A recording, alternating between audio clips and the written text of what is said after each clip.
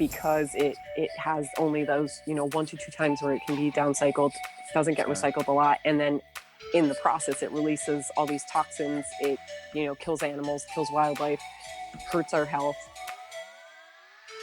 Yeah, why isn't recycling the answer to our plastic waste problem? Yeah, honestly, I think, and this is something that a lot of us, at least this was a few years ago before I started learning a little bit more about this, I thought I would, I was really good at recycling, and I was doing so much. And yes, of course, that's a part of it, but it's not the answer. Worldwide, only about 9% of plastic gets recycled. It's crazy. Yeah.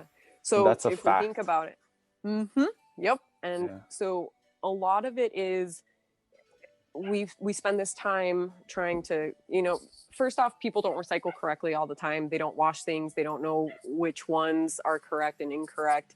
Like which ones get recycled in your area, which ones don't. So at the end of the day, the solution really is just to limit plastics as much as you can, because plastics, even when they do get recycled, that 9% that does is actually only downcycled.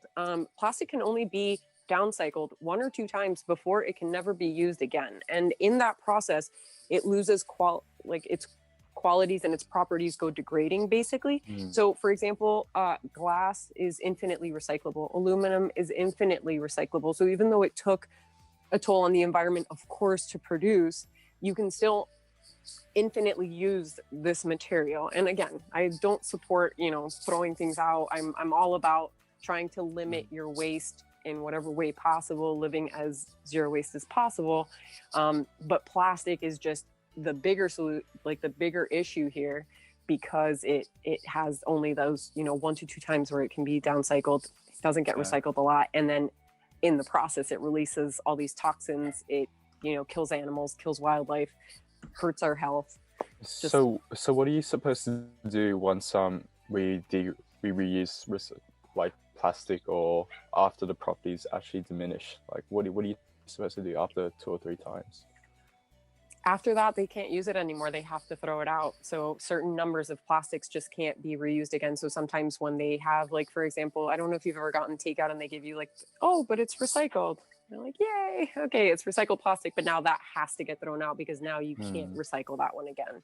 So I try to, so I think everything that you can find a solution to, from a single-use swap point, for example, like bags, produce bags when you go shopping, buying stuff in bulk. I buy all my nuts, grains, seeds in bulk. I have like 100 jars with everything in it, but I go to a store and just buy everything by the pound. And at the end of the day, it doesn't seem like it, but it does save you money in the long run. And you don't have to be throwing out, even if it was in carton or plastic to start with, you don't throw anything away. So it's just really nice to not have any waste. So as you were saying before, Jackson, like for me now, it's so fun. What I shouldn't say fun.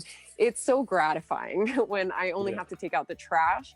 And this is just a bag of trash, like from our whole house, once every 2 to 3 months. I actually timed it last time. That's awesome. Yeah, so we don't even take out our trash can. I think once a year it goes to the curb. No joke. I wish I was exaggerating, but no, it's really nice. And we compost, of course, that makes a big difference, because that food waste, I mean, a lot of people throw out food waste and then your trash starts to smell. So you can't really get away with that if you don't compost.